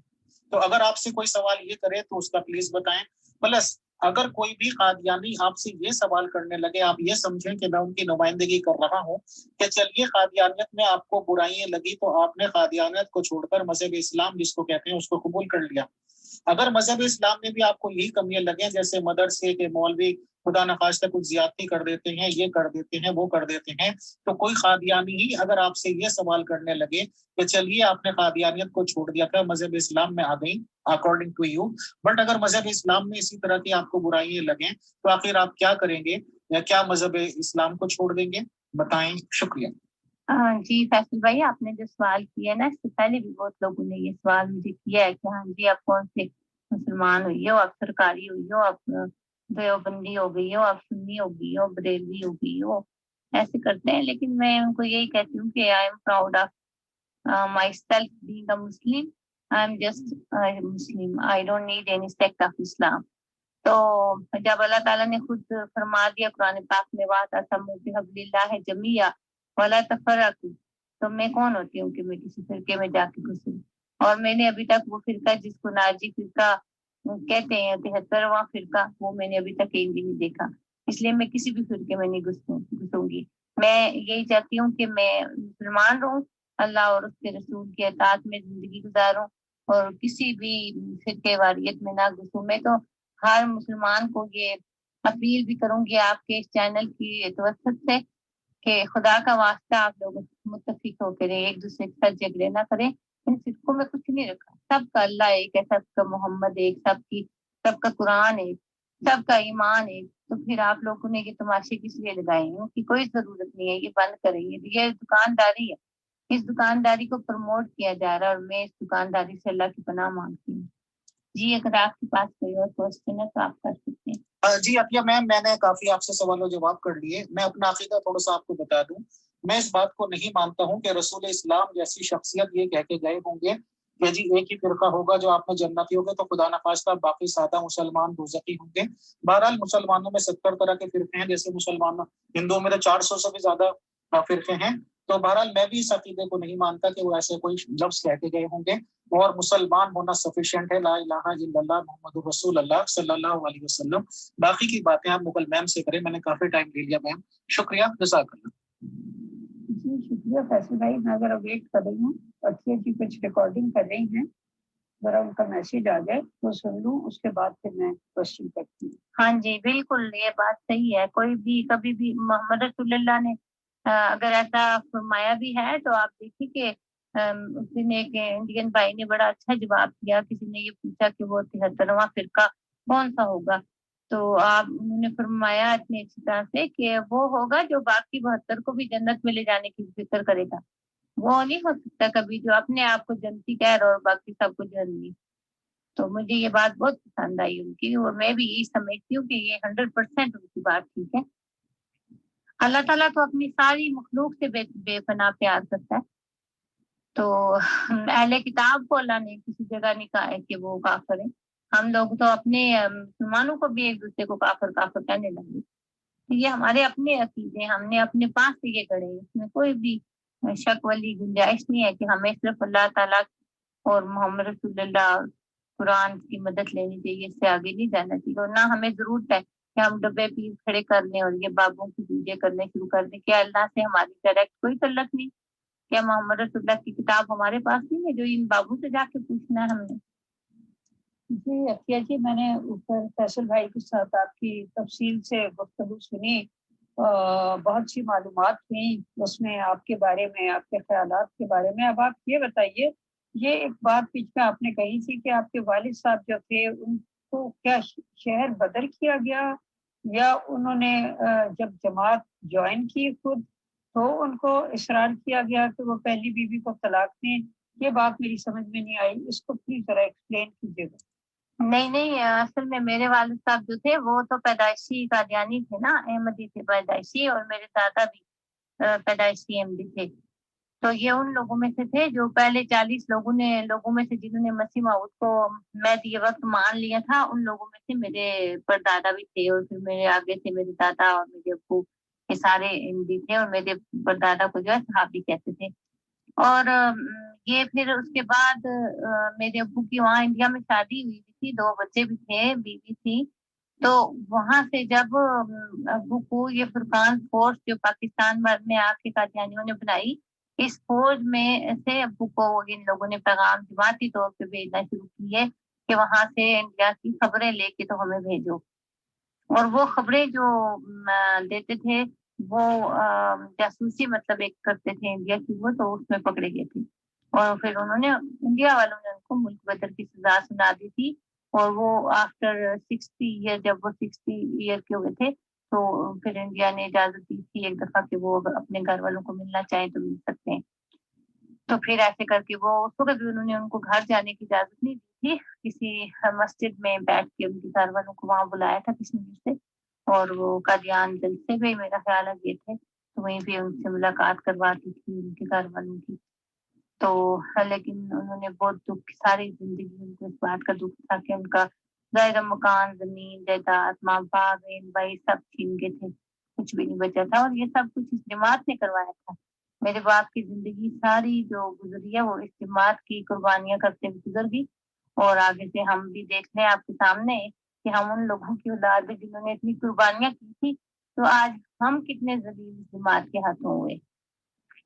تو پھر تو کوئی بھی عقلمند اور باشعور آدمی سوچنے پہ مجبور ہو جاتا ہے کہ کیا یہ خدائی جماعت ہے کہ نہیں، اور اگر نہیں ہے تو کیسے نہیں ہے، اور اگر ہے تو کیوں ہے۔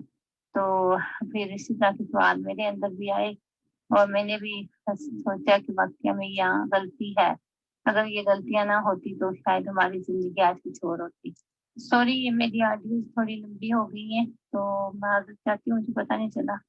اس بات سے آپ یہ بھی اجالا میم سوچ سکتی ہیں کہ دیکھیں یہ مطلب نہ انڈیا کے وفادار ہیں اور نہ یہ پاکستان کے وفادار ہیں، ایون کہ یہ مجھے تو لگتا ہے کہ کسی کے بھی وفادار نہیں۔ جو لوگ اپنے دین کے ساتھ وفادار نہیں تھے، جن کو یہ سمجھ نہیں آئی کہ یہ محمد رسول اللہ صلی اللہ علیہ وسلم بندے کی بیس پہ چھوڑے، کیا کیا کہہ رہا ہے یہ بندہ، اس کو پہلا ریسرچ تو کریں کہ یہ واقعہ میں اس قابل ہے کہ اس کو مانا جائے۔ انہوں نے ان کے لیے مطلب اپنا دین چھوڑ دیا، یہ لوگ کسی اور کے بھی نہیں بنے۔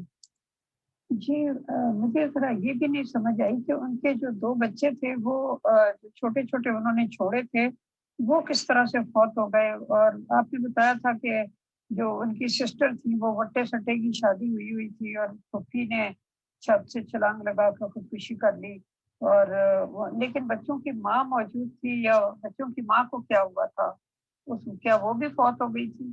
نہیں، ماں کو پھر گھر سے نکال دیا نا، جو میرے جو دادا تھے جب ان کی طلاق ہو گئی ماں کی تو پھر انہوں نے کہاں اس کو گھر رہنے دیا، بچے اس سے چھین لیے، اور وہ بچے مجھے بتایا ہمارے اب جو رشتے دار دائرہ کے واٹس ایپ کا زمانہ ہے، تھوڑی بہت بات ہو جاتی ہے تو وہ بتاتے ہیں کہ وہ بچے بیچارے کہتے ہوتے تھے کہ لوگ کہتے ہیں کہ ابھی قیامت آئے گی، تو اس کے بعد کون سی قیامت آئے گی کہ ہماری ماں کا گھر سامنے ہے تو ہمیں ہماری ماں سے نہیں ملنے دیا جا رہا۔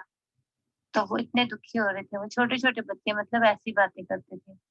تو وہ دونوں، ایک 4 سال کا اور ایک 6 سال کا تھا، ماں اور باپ دونوں جدا کر دیے ان سے، اور وہ بےچارے بیمار ہو گئے، بخار ہو گئے، کہتے ان کو دونوں مر گئے۔ اوہو، یہ تو بہت ہی سیڈ بات ہے۔ اللہ تعالیٰ رحم فرمائے سب پہ۔ اچھا آپ یہ مجھے بتائیے کہ آپ نے جب ہجرت کی تو آپ سری لنکا میں کتنا عرصہ رہی، اور اس کے بعد پھر آپ کا امریکہ کا ویزا لگا؟ تو کبھی کبھی تو میں یہ بھی سوچتی ہوں کہ شاید پتہ نہیں یہ مقافات عمل تھا کہ میرے آگے بھی یہ باتیں آ گئی، جو کوئی میرے باپ سے غلطیاں انہوں نے کروائی وہ میرے آگے آ گئی کہ میرے بچے بھی مجھ سے چھینے گئے۔ جی میں 2014 میں گئی تھی سری لنکا، اور 2018 میں یہاں پہ آئی ہوں، 4 سال تقریباً لگے۔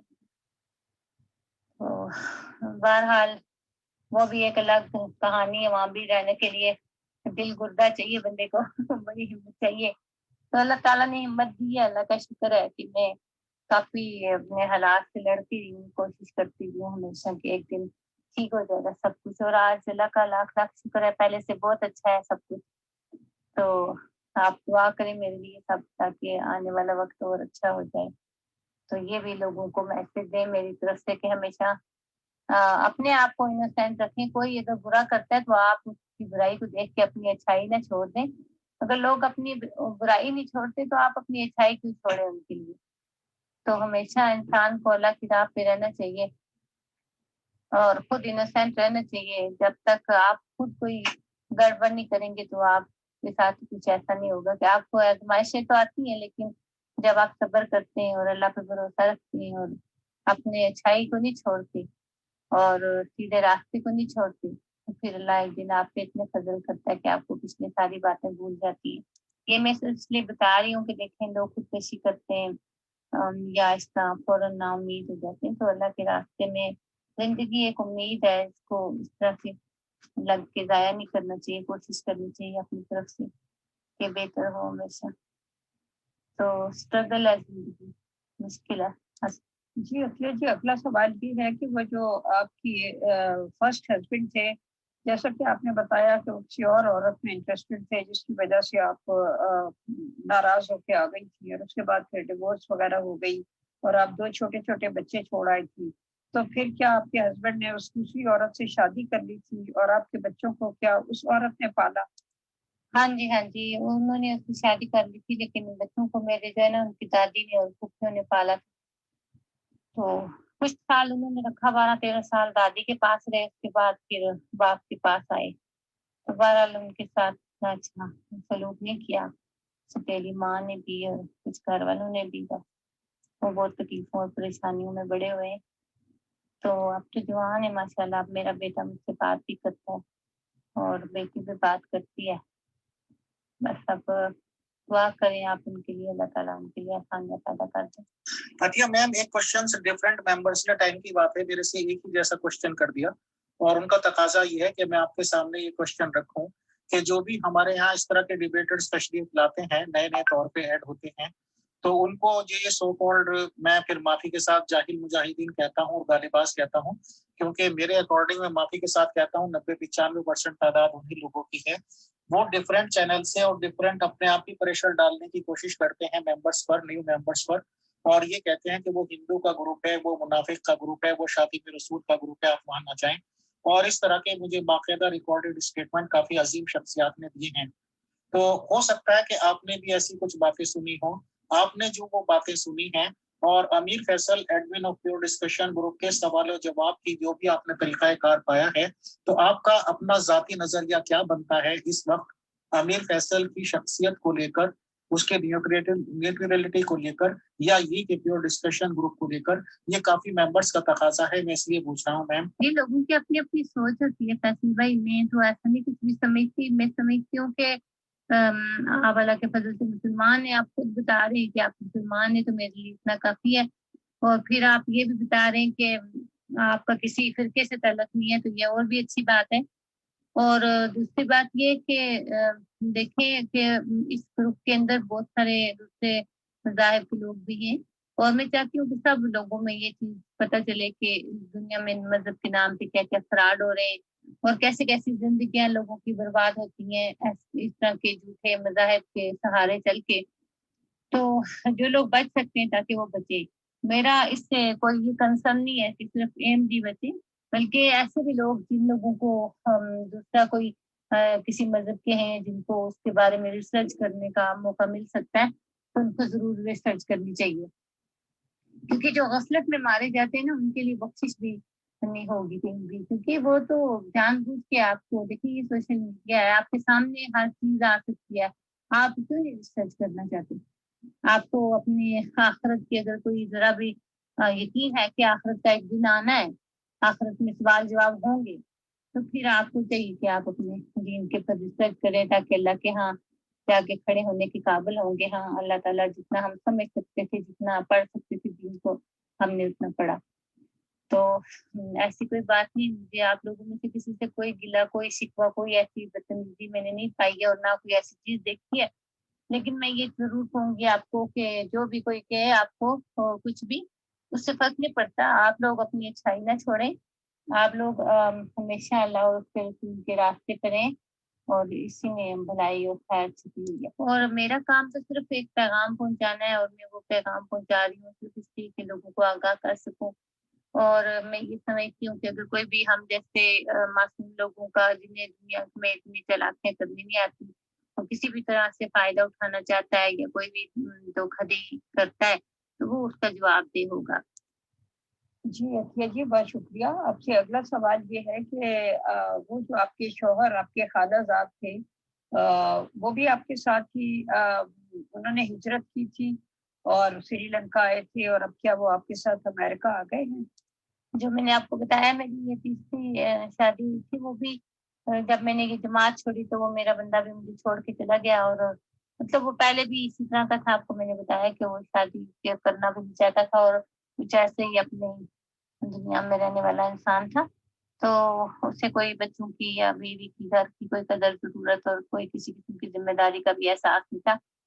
تو بہرحال وہ ایک سمجھوتا تھا, اور سمجھوتے آپ کو پتہ زیادہ عرصہ نہیں چلتے, ختم ہو گیا.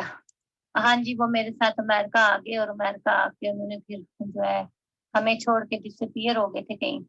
تو پھر ہم نے یہاں پہ اس کو ڈھونڈنے کی کوشش کی, اور پولیس سے رابطہ کیا. پولیس والوں نے ہمیں اس کا باقی مطلب جو چیزیں, سوشل سیکورٹی نمبر اور یہ وہ پوچھا. ہم نے کہا ہمارے پاس نہیں ہے, تو ہمارے پاس صرف اس کا فون نمبر تھا. تو اللہ کا شکر ہے کہ انہوں نے فون نمبر سے اسے ٹریس کیا اور پھر اسے عدالت میں پیش کیا. تو یہ تو آپ کو پتا ہے اچھے ملک ہیں, یہاں تو سننی جاتی ہے. تو انہوں نے یہ لفظ بھی اس سے نہیں سنا کہ میں نے کمیونٹی چھوڑ دی ہے, یا کمیونٹی کے اندر. انہوں نے کہا کہ تمہارے بچے ہیں, اور تمہیں چاہیے کہ اپنے بچوں کا خرچہ دو. تو پھر اب جو ہے تقریباً 5-6 مہینے پہلے سے وہ خرچہ دینے لگا ہے. اور انہوں نے یہ کہہ رہا تھا کہ میں جی بہت سارے جماعت والوں کو تو فلاں کو تو اس کی بہن کو لا کے اس کے خلاف کھڑا کر لوں گا. ظاہر ہے کہ میری بہن بھائی اب جماعت کے اندر ہے, انہوں نے میرے خلاف ہی بولنا ہے. تو انہوں نے جج صاحب نے بڑی اچھی ان کو بات کی کہ ان کی بہن نے تمہارے بچے پیدا کیے ہیں یا اس عورت نے کیے ہیں, جس سے تمہارے بچے ہیں ہم صرف اس کی بات سنیں گے, ہم کسی اور کی نہیں سنیں گے. اس لیے یہاں سے بالکل ایسی بات آئندہ نہیں کرنا. ہر انسان آزاد ہے اپنے مذہب میں, جیسے اس کا دل کرے گا.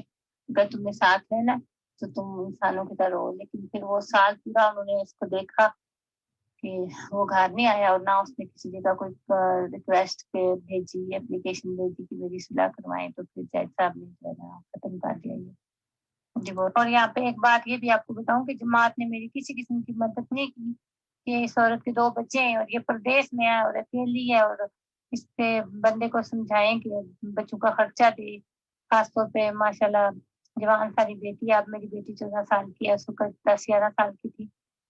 تو چلو ہم پتہ کریں اور کچھ کریں, لیکن جماعت والوں نے بالکل کسی قسم کی مدد میری نہیں کی, نہ ہی سری لنکا میں کی ہے اور نہ ہی یہاں پہ کی ہے. جی بہت ہی دکھ ہوا, آپ کی سٹوری بہت دردناک ہے.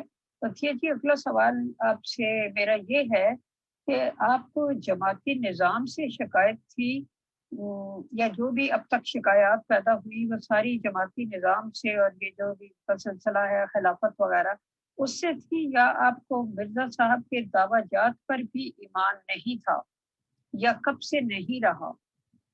کیا آپ نے مرزا صاحب کی کتب خود کبھی پڑھی تھی جب آپ رپور میں تھی؟ نہیں, مجھے عہدیداروں سے تو بہت سالوں سے مجھے سمجھ آ گئی تھی کہ عہدیدار بہت زیادہ شیطان ہے, اور یہ بھی سمجھ آ گئی تھی کہ جتنا بڑا شیطان ہوگا, فراڈیا ہوگا, اتنا بڑا عہدہ ہوگا اس کے پاس. تو یہ چیز مجھے کافی سال پہلے تقریباً 2011 میں 10 میں سمجھ آ گئی تھی. لیکن بعد میں مجھے یہ کبھی بھی میں نے نہیں سوچا کہ حضور خدا نخواستہ خراب ہے یا جی ان کے مرزا غلام احمد, یہ تو میں کبھی سوچ بھی نہیں سکتی تھی. تو بہرحال جب میں نے یہ سوشل میڈیا پہ پروگرام دیکھنا شروع کیے, یہ انٹرنیٹ والا فون لیا اور یہ سب دیکھنا شروع کیا, تو مجھے سمجھ آیا کہ میں صحیح تھی کہ یہ عہدیدار ہی نہیں خراب, یہاں تو پورا آوے کا آوا ہی بگڑا ہوا. اور جب میں نے ان کے بھی مناظرے سننا شروع کیے تو میں نے دیکھا کہ یہ ایم ڈی جو ہیں یہ تو فضول آگے سے بحث کرتے ہیں, بالکل بے مقصد ویڈیوز دکھاتے ہیں مولوی کو, کہتے ہیں جی تم فلانے بریلویوں کے بارے میں کیا خیال ہے, پھر اس کے بارے میں کیا خیال ہے, پھر اس کے بارے میں کیا. بھئی تم لوگ قادیانی ہو, تم اپنے عقیدے بتاؤ, تم دوسروں کے عقیدے کیوں گرتے ہو؟ ہم نے دوسروں کو تو نہیں نا آن کیا, ہم نے تمہیں کیا تھا, تو تم کیوں ایسے نہیں کیے؟ تو یہ چیزیں مجھے بہت آسانی سے سمجھ آ گئی. اور پھر میں نے 3-4 سال پہلے جب میں سری لنکا تھی تو میں نے وہ جو مولوی صاحب کا پروگرام میں زیادہ سنتی تھی, ان کو میں نے فون کیا کہ میں جماعت کو چھوڑنا چاہتی ہوں اور میں ابھی اعلان کرنا چاہتی ہوں. انہوں نے مجھے کہا کہ آپ نے دیکھیں اتنی مشکل سے اپنا یہ سارا سروائیو کیا, تو جیسے آپ بتا رہی ہیں, تو آپ اگر ایسا کریں گے آپ کے لیے مشکلیں ہوں گی, تو آپ آگے جا کے اس طرح کرتے نا, ابھی آپ پردیش میں ایسا نہ کریں.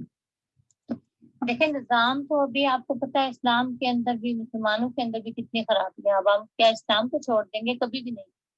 اس لیے کہ ہمیں پتا کہ دین محمد جو تھا نا, یا جو ان کی تعلیم تھی وہ غلط نہیں تھی, یہ لوگ غلط کرتے. تو وہ ہم ان کے بارے میں بھی سنتے رہتے ہیں, پڑھتے رہتے ہیں, قرآن پڑھتے ہیں, تو ہمیں سب کچھ سمجھ میں آ جاتا ہے.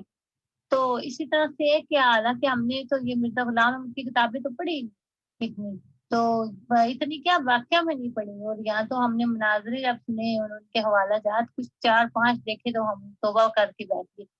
تو ایسے ہی اگر ہم خدا نخواستہ اسلام کے اوپر تنقید کرنے لگے نعوذ باللہ, تو ہم دیکھیں گے کہ قرآن کیا کہتا ہے اور محمد رسول اللہ کی تعلیم کیا ہے. تو وہاں آ کے ہمارے پاس ایسا کوئی سوال نہیں بچتا کہ ہم شرمندہ ہوں اور ہم کہ کیا ہم نے کیوں مانا. اس لیے الحمدللہ میں سمجھتی ہوں کہ اسلام سے بہترین کوئی چیز نہیں دنیا میں, یہ نعمت ہے. اور یہاں امریکہ میں آ کے میں زیادہ اچھی مسلمان بن گئی ہوں. مطلب زیادہ دین کی سمجھ آ جاتی ہے انسان کو ان ملکوں میں آ کے, کیا انسان بیرا روی اس قدر دیکھتا ہے کہ آزادی کے نام پہ انہوں نے کتنا گند مچایا ہوا ہے. تو काफी बंदा सोचता है कि देखो इन्होंने बिल्कुल औरत को एक गधे की तरह इस्तेमाल करते हैं, ये दिन सारा वो काम करती है, कितनी कितनी मजदूरियां करती हैं, और क्या क्या उनके हालात हैं, कैसे उनको रिलेशनशिप है, क्या उनकी जिंदगी है। ये प्रोग्राम भी लंबा हो गया, तो अब आप मुझे, आपके पास कोई क्वेश्चन है लास्ट में तो बता दें। अच्छी अच्छी क्वेश्चंस तो बहुत हैं। अभी तो मैं असल जो चीजें पूछना चाहती हूँ उसकी तरफ तो अभी मैं आई भी नहीं, उसको तो मैंने अभी टच भी नहीं किया है।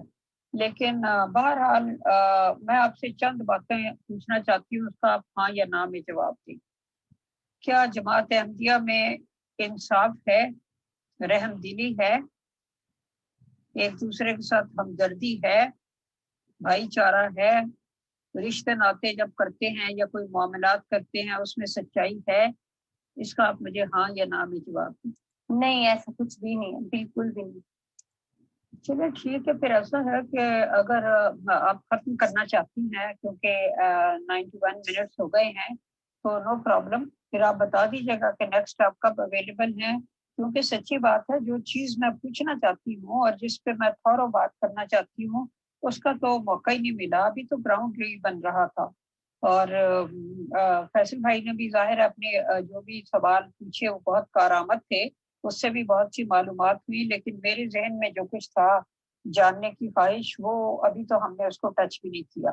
तो इसलिए अगर आप चाहती हैं तो हम इसको यहाँ पे वाइंड अप करते हैं, क्योंकि उसके लिए तफसीली टाइम दरकार है। तो आप बता दें कल या परसों या परसों, जब भी आपके पास फारिग हो, आप बेशक यही बता दें, अनाउंसमेंट कर दें। हाँ जी, कल आप इसी टाइम पे बात कर सकते हैं, लेकिन अगर अभी आपके पास अभी अभी आधे घंटे के लिए अगर आप बात और करना चाहते हैं तो बेशक कर लें। जी ठीक है, अगर आपके पास आधा घंटा है तो थैंक यू वेरी मच। अच्छा, सबसे पहले तो मैं ये आपसे पूछना चाहूंगी कि आप रब्वा में कितने साल रही, और इस दौरान आपने, जाहिर है कि जमात अहमदिया के लोगों का करीब से मुशाहिदा किया, और आपने उनको इखलाकी और मुआशरती लिहाज से कैसा पाया, मेल जोल के, डीलिंग के हिसाब से, लेन देन के हिसाब से, क्योंकि ये भी एक इंसानी वस्फ होता है कि वो अपने लेन देन में खरा हो। और दूसरा ये कि इखलाकी मोरालिटी के लिहाज से और रूहानियत के लिहाज से, ये तीन लिहाज से आप मुझे बताएं कि आपने उनको कैसा पाया, और अगर आप कोई वाकयात मेंशन करना चाहें तो वो भी कर सकते हैं। जी, मैं आपको एक बिल्कुल 100% बात बताऊंगी, अल्लाह ताला को हाज़िर नाज़िर जान के, कि जो आम लोग हैं ना, आम लोग बड़े कई बहुत अच्छे, बहुत इनोसेंट मैंने देखे। लेकिन अगर आप ओहदेदारों की बात करें तो उनमें से 100 में से कोई एक ओहदेदार किसी काबिल हो, कोई अच्छी बात करना जानता हो तो हो, वरना उसे भी इन्होंने अपने कंट्रोल में किया होता है कि तुमने ये बात करनी है और ये नहीं करनी। और सबसे बड़ी इनकी चीटिंग ये है कि ये कुछ भी आपको जो जवाब देते हैं ना, वो लिख के नहीं देते, आपको रिटर्न में बहुत मुश्किल से कोई पेपर प्रोवाइड करते हैं। और यही से इनकी शैतानी आपको समझ आनी चाहिए कि ज़बानी कलामी अच्छा बन के अगर बोलेंगे भी तो उसके पीछे कोई ऐसी शैतानी होगी कि अगर आप बोलेंगे ना कि ये जो आप इतना अच्छा बोल रहे हैं तो आप प्लीज मुझे लिख के दे दें, लेकिन वो कभी भी आपको लिख के ऐसा कोई भी फैसला या कोई ऐसी चीज है वो आपको पेपर में प्रोवाइड नहीं करते जल्दी से। तो ये रब्बों में सबसे ज्यादा ये कि लोग एक दूसरे की टांग खींचते, पीठ पीछे गिफ्टें करना, चुगलियां करना इनका बेहतरीन मुश्किल है, और इसके बगैर इनको खाना हजम नहीं होता। और ये सबसे बड़ी बुराई बुराई मैंने देखी। मैं मतलब तकरीबन 19 साल रब्बा में रही हूँ, और ये काफी टाइम होता है किसी को समझ जानने के लिए। बल्कि वहां तो यहाँ तक मशहूर था कि यहाँ पे तो एक बात कर लो और सुबह उठ के 10 लोगों से सुन लो, इस तरह की सूरत थी। तो इसीलिए जो है इतनी सारी मालूमात मुझे भी हैं, क्योंकि वहाँ कोई भी बात जो खास तौर पे अहदेदारों की तो कहीं छूट जाती है, लेकिन आम लोगों बेचारों का कोई हाल नहीं है। और अगर मोहल्ले में किसी एक घर में कोई छोटा सा भी इशू है तो पूरे मोहल्ले को पता होता था कि यहाँ पे ये चल रहा है। जी भाई शुक्रिया। और मैंने सुना है कि रब्बा के चूंकि मर्द मेजॉरिटी बाहर चले गए हैं अपने काम धंधे के सिलसिले में, तो औरतें जो वहाँ रह गई हैं उनकी इज्जत महफूज नहीं है, उन्हें अपने ही लोगों के हाथों। इस बारे में कहाँ तक सच्चा? हाँ जी, एब्सोल्युटली राइट। ये बहुत आम सी बात है। मतलब मैंने बेशुमार ऐसे वाकयात सुने, देखी। और मजे की बात यह है कि मैंने देखा कि कोई कुछ भी जुर्म करता है उसे सजा ही नहीं होती, कोई पुलिस को कॉल ही नहीं करता। کوئی FIR نہیں کرتی, کوئی ان کی کمپلین نہیں لکھواتا, بس جماعت میں گئے اور جماعت والوں نے بھی 4 دن کے لیے 10 دن کے لیے بندے کو سزا دے دی کہ ربا سے باہر رہے اور پھر آتے جب دل کرے. اور اس دوران جتنا عرصہ اس کو اوپر کرے, 1 سال کی 2 سال کی سزا دیے, ربا نہیں آ سکتا, تو اس دوران بھی وہ وزٹ کے لیے آ سکتا ہے جب دل کرے. اور چندہ وہ دونوں جگہوں پہ دے گا, جہاں وہ گیا ہے وہاں بھی اور جہاں واپس آ رہا ہے وہاں بھی.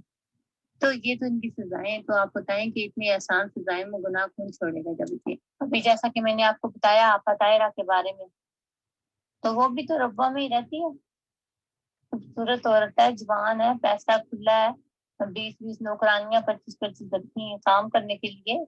پھر اس کے علاوہ ان کے پاس فیسلٹیز ہے ہر قسم کی. تو اور کام کوئی ہے نہیں, خالی سار شیطان کا گھر, تو شادی کرنے کی اجازت ان کو نہیں, تو آخر انسان ہے وہ. تو اسی طرح سے باقی عورتوں کا بھی حال ہے, اکثریت کا یہی حال ہے. ان میں سے وہی جو لوگ بچنا چاہتے ہیں وہ پھر جماعت چھوڑ دیتے ہیں تبھی بچ سکتے ہیں, یا پھر بیچ میں رہ کے وہ بالکل ایک کنارے پہ لگ جاتے ہیں, وہ بیچاروں کی کسی سے بنتی نہیں. پھر ان کو پورا محلہ یا لوگ کہہ رہے ہوتے ہیں کہ یہ برے ہیں, اصل میں برے وہ نہیں ہوتے, برے وہ ہوتے ہیں جو محسوس کر رہے ہوتے ہیں. اچھا جی, آپ بتا رہی ہیں کہ یہ جو اخلاقی جرائم ہوتے ہیں ان کے اوپر کوئی کسی قسم کی سزا نہیں ہوتی, اور چند دن کے لیے شہر محلہ بدر یا شہر بدر کر دیا جاتا ہے, اور پھر دونوں جگہ چندہ دیتے ہیں, پھر بیچ میں بھی واپس آتے جاتے رہتے ہیں. تو یہ جو آئے دن اخراج اور مقاطعہ ہوتے رہتے ہیں, یہ کن لوگوں کے ہوتے ہیں آپ کو؟ جی, جو اس طرح کے ریپسٹ ہیں جنہوں نے چھوٹے بچے کی ساتھ زیادتی کی یا کسی اور کے ساتھ زبردستی کی اور وہ منظر عام پہ آ گیا, اکثریت تو چھپا جاتے ہیں, گھر والے نہیں بتاتے, اور بتائیں بھی تو عہدیدار کہتے ہیں چپ کر جائیں جی, آپ کی بےزتی ہو جائے گی, آپ کسی ذکر نہ کریں. اور وہ اکثریت تو چھپا جاتے ہیں. اگر کوئی گھر والے کوئی ہماری طرح کے ہیں, وہ کہتے ہیں کہ نہیں جی ہم اس سے ہماری بےزتی نہیں, بےزتی اس بندے کی جس نے یہ حرکت کی ہے, تو پھر اس کو یہ کرتے ہیں کہ جس سزا دی ہے تو ایسے کرتے ہیں کہ اس کو ربا سے نکال دیتے ہیں 8-10 دن کے لیے یا 2 مہینے کے لیے یا 2 سال کے لیے, اور نکالا ہے تو اس کو اجازت ہے کہ جب دل آ جائے وزٹ کے لیے اور چندہ دونوں جگہوں پہ دیتا رہے, اس سے کوئی اخراج نہیں, بس اسے ربا بدل کی سزا کہتے ہیں, ربا سے نکال دیا, جلا وطن کر دیا جی کچھ عرصے کے لیے, لیکن آ جا سکتا ہے جب دل کرے اس کا.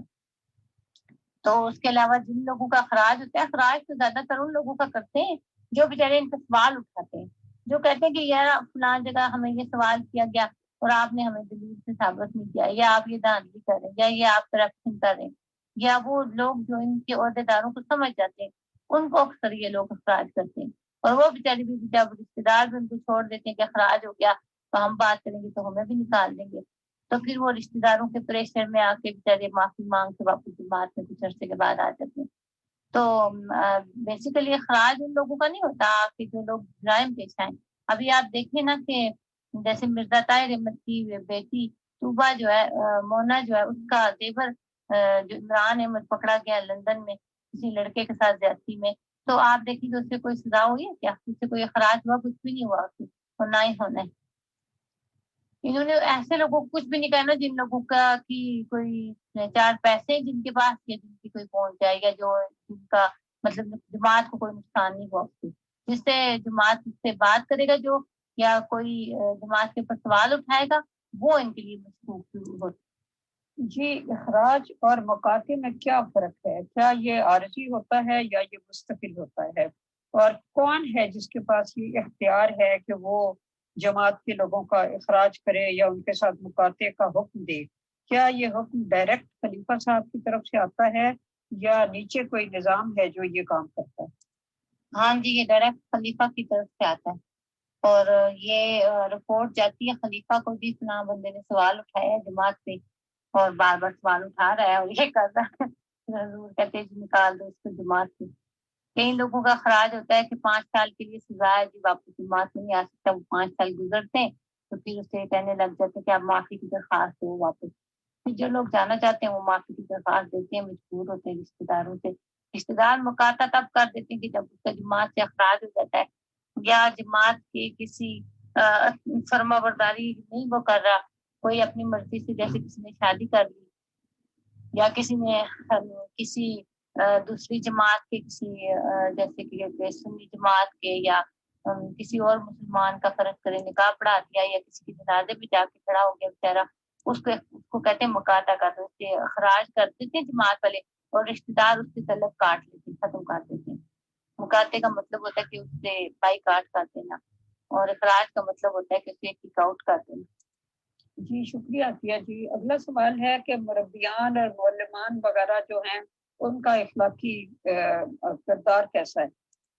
سب سے زیادہ جو آپ کو میں بتاؤں نا، شیطان جو ہے نا وہ مربیان، سب سے زیادہ شیطان، اور جو معلمان ہے وہ پھر بھی تھوڑے سے کوئی 100 میں سے کوئی ایک تھوڑا سا بہتر ہے، باقی مربیان میرا خیال ہے 100 میں سے کوئی ایک بھی اچھا نہیں۔ کیا اس کی یہ وجہ ہے کہ معلمان کی 5 سال کی ٹریننگ ہوتی ہے، مربیان کی 7 سال کی ہوتی ہے، اس عرصے میں وہ ایکسپرٹ ہو جاتی ہیں؟ ہاں جی ہاں جی، جتنی منافقت اور جتنی شیطانیاں مربیوں کو سکھائیں گے تو کوئی بندہ ان سے پورا نہیں اتر سکتا، اتنے بڑے شیطان ہوتے ہیں یہ۔ اور میرے خیال میں یہی بات ہے کہ وہ جب ایسی صحیح ٹریننگ لے کے آتے ہیں اپنی۔ مرزا محمود صاحب جو تھے ان کے سیکنڈ خلیفہ، ان کے اوپر بہت سے الزامات ہیں، آپ کے خیال میں ان میں کوئی سچائی ہے یا وہ محض ایسے ہی کاغذی باتیں؟ جی جہاں تک میں سمجھتی ہوں کہ ساری باتیں جھوٹ نہیں ہو سکتی ہیں، آخر کہیں بارش ہوتی ہے تو پھر ہی کیچڑ ہوتا ہے، آخر کچھ نہ کچھ تو کہیں گڑبڑ ضرور ہے۔ تو ظاہر ہے کہ میں نے آنکھوں سے نہیں دیکھا تو میں کیسے کہوں، لیکن یہ بات ہے کہ جیسے ان کا پتہ چلتا ہے کہ 7 بیویاں تھیں ان کی، 28 بچے تھے ان کے، اور سب سے بڑی گواہی جو ان کے اپنے سالے عبد المنان صاحب نے دی تھی ان کے بارے میں، اس کے بعد میرا خیال ہے کوئی شک کرنے کی گنجائش نہیں رہتی، تو اس لیے میں سمجھتی ہوں کہ ٹھیک ہوں گی یہ باتیں۔ کیا وہ اپنی فیملی میں اکیلے ایسے تھے یا ان کے باقی بہن بھائیوں پر بھی آپ سمجھتی ہیں کہ کسی قسم کے کوئی الزامات؟ جی یہ اصل میں میرے دور سے پہلے کی باتیں ہیں، تو میں نے تو ابھی کتابوں میں سنی ہے، یا اب جیسے کہ آپ کو پتا ہے ملک مشتاق صاحب کو بہت ایکسپیرینس ہے اس معاملے میں، بہت زیادہ ان کا ایکسپیرینس ہے، تو ان کی باتیں میں نہیں جھٹلاتی، کیونکہ میں نے دیکھا کہ وہ بڑے سچے اور کھرے آدمی ہیں۔ انہوں نے جس میں دیکھی ہے کوئی بات وہ اسی کے بارے میں کہہ رہے ہیں، سب کا نہیں کہہ رہے۔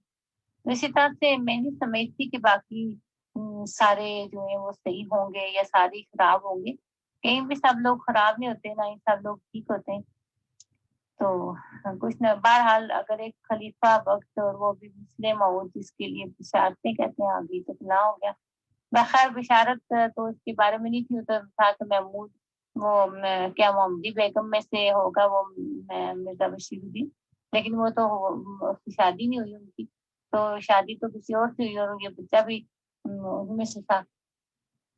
بہرحال چراغ بیوی کا بچہ تھا یہ، تو یہ وہ تو نہیں تھا، لیکن بہرحال ان کے عقیدے کے مطابق بھی اگر سمجھا جائے تو بھی اگر وہ بن رہا ہے تو پھر کتنی افسوس کی بات ہے کہ اس کے بارے میں اس قسم کی رپورٹیں ملی۔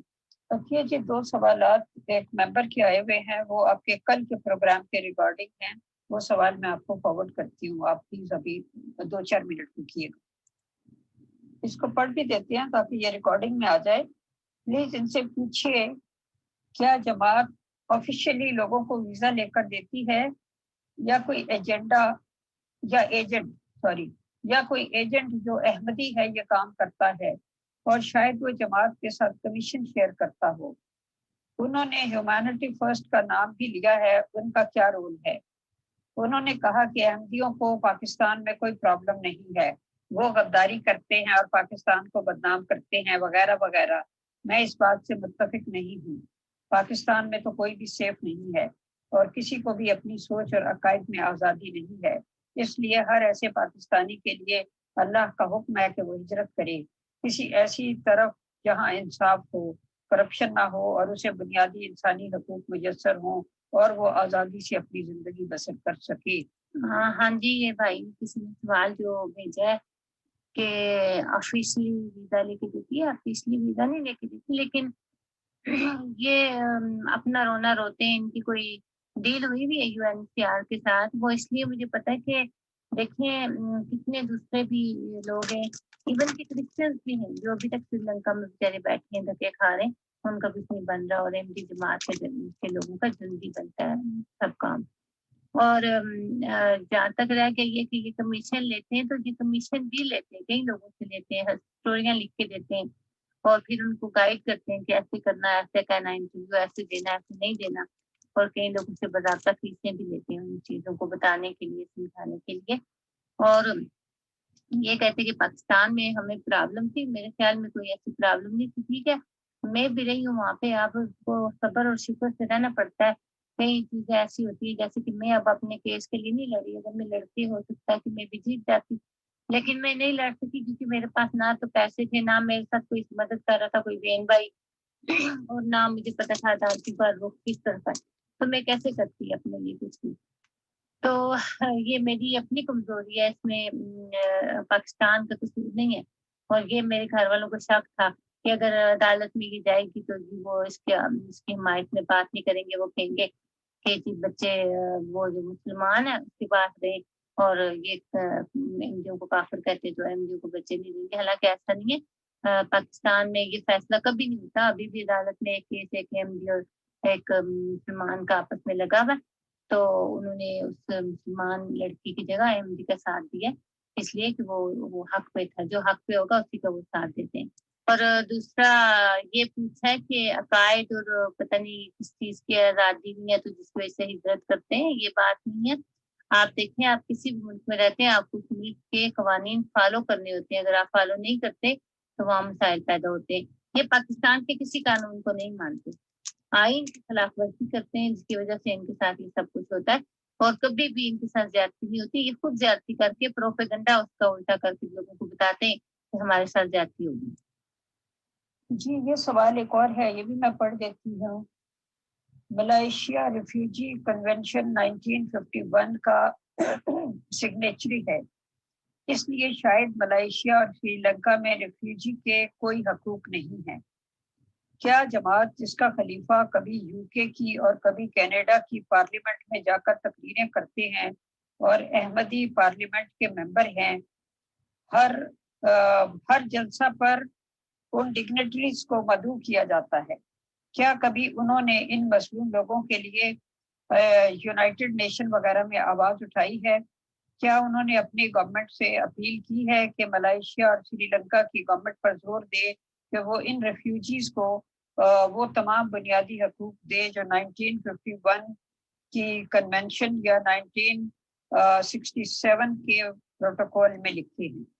دیکھیں, اگر یہ انصاف کے لیے دوسرے ملکوں میں جاتے تو سب سے پہلے ان کو اپنی جماعت کے اندر انصاف قائم کرنا چاہیے. کیا ان کے اپنی جماعت کے اندر ان کے اپنے لوگ سیف ہیں؟ ان کے اپنی جماعت کے ہاتھوں ان کی عورتوں کی عزت پامال نہیں ہو رہی, ان کے بچوں کی زندگیاں تباہ نہیں ہو رہی, بچے چھوٹے چھوٹے جو ہیں ان کو بڑے جو لڑکے ہیں وہ ان کے ساتھ ریپ نہیں کر رہے؟ یہ سب کچھ ان کی جماعت کے اندر ہو رہا ہے, قتل بھی ہو رہے ہیں, مسنگ بھی ہیں لوگ, اور غائب کرتے ہیں لوگوں کو, سب کچھ کی جماعت کے اندر ہو رہا ہے. اگر انہیں انصاف چاہیے تو سب سے پہلے اپنی جماعت کے اندر انصاف پیدا کریں. اور جو رہے گی کمیشن لینے والی بات, 100% ہے, ان کے ایجنٹ بھی ہیں جو یہ کام کرتے ہیں اور یہ لوگوں کو راستے بتاتے ہیں. تو ویسے جو ہم بھی جب آئے تھے ایک ایجنٹ ایم ڈی تھا, اسی نے ہمیں سری لنکا بھیجا تھا, اور ہم سے ٹھیک ٹھاک پیسے لیے, جبکہ ہمیں بعد میں پتا چلا کہ یہ تو ہم خود بھی کر سکتے تھے, یہ کوئی اتنا بڑا مسئلہ ہی نہیں تھا. اور اس کے علاوہ جو ہیومنٹی فرسٹ کا رول ہے وہ یہ ہے کہ وہ ہیومنٹی فرسٹ والے اچھا ان لوگوں کو لے کے کینیڈا, امریکہ یا دوسرے ملکوں میں لے کے جاتے ہیں جن لوگوں کو یو این سی آر والے ریجیکٹ کر دیتے ہیں, جن لوگوں کا کوئی پیچھے ریکارڈ صحیح نہیں ہوتا, کرمنل ریکارڈ ہوتا ہے, اور ان کو پتہ چل جاتا ہے کہ یہ تو بندے یہاں پاس نہیں ہوں گے, اور اگر انہوں نے کیس کیا تو ریجیکٹ ہو گئے, تو ہیومنٹی فرسٹ والے ان کو لے کے جاتے ہیں. لیکن ان میں سے بھی زیادہ تر ان لوگوں کو جو خوب پیسہ ہیومنٹی فرسٹ والوں کو کھلائیں. ابھی بھی ہیومنٹی فرسٹ والوں نے ملائیشیا میں لوگوں کو اسی لیے پھنسایا ہوا ہے, ان کو پتہ ہے کہ جب یہ اب ان سے انہوں نے مطالبہ کرنا شروع کر دیا کہ $24,000 آپ ہمیں دیں تو ہم آپ کو ہیومنٹی فرسٹ کا ویزا دیں گے, جبکہ وہ ویزا اسپانسر ان کو فری میں ملتا ہے ایسے لوگوں کے لیے جو کہ مصیبت میں ہے. تو یہ وہ ویزا جو ہے اس کے پیسے ادھر سے بھی کماتے ہیں اور گورنمنٹ کینیڈا سے بھی دیتے ہیں, اور فنڈنگ کے نام پہ, ریفیوجیز کی فنڈنگ کے نام پر بے شمار فنڈ وہاں سے بھی اکٹھا کرتے ہیں. جی کبھی بھی خلیفہ صاحب کے آپ سارے خطبے اٹھا کے دیکھ لیں, ایون کہ کل بھی ایک عورت نے خط لکھا تھا جو میں نے آپ کے گروپ میں ہی پڑھا تھا, اس میں اس نے لکھا تھا کہ ہم ہر خطبہ بڑی امید سے سنتے ہیں کہ شاید حضور اس خطبے میں ہمارا نام لے لیں گے, لیکن انہیں ہماری کوئی پرواہ نہیں.